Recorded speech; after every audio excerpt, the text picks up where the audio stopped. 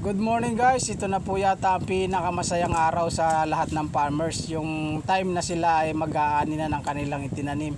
So this morning guys, mag-harvest na po tayo ng ating kamuting kahoy. Ito yung ating hinintay ng almost 1 year. At this is it, makakapag-harvest na po tayo. So bali kumuha po tayo ng 4 na tao ngayon para makatulong natin sa pag-aani nitong ating kamuting kahoy.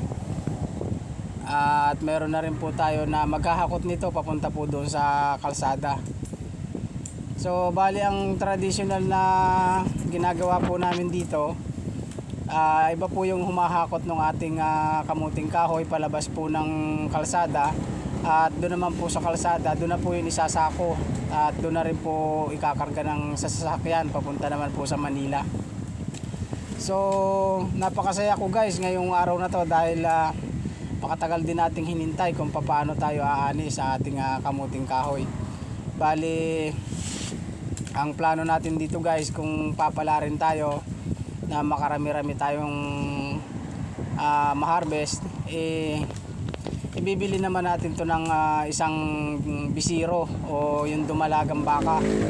At yun namang dumalagang baka ang ating pinakang kapalit nitong pagbebentahan ng ating kamuting kahoy, para doon natin i-invest yung ating kaunting pera at mayroon na tayong mapapalaki na baka galing sa pinagbentahan ng kamuting kahoy. So samahan nyo guys, siguro maghapon itong labanan na to dahil kailangan natin na makakota dun sa hinihingi ng buyer natin kung ilang sako ang kanilang karga na papuntang Manila. So salamat ng marami sa inyo dahil kahit paano andyan kayo palagi na nanonood ng ating kaunting video. So update ko pa rin kayo doon sa panibago nating area na tataniman ng kamuting kahoy, at dito natin kukunin yung ating binhi. So yan guys, ang isang example ng ating kamuting kahoy. So nakakatuwa yan dahil sobrang laki niya.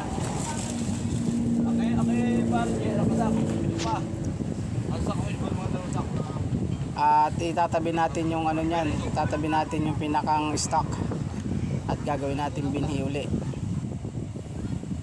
So bali ito at ito naman guys yung matitira ay sa next week na uli natin. So guys, thank you. Next week po thank you so much sa inyong panonood, and please subscribe to my channel.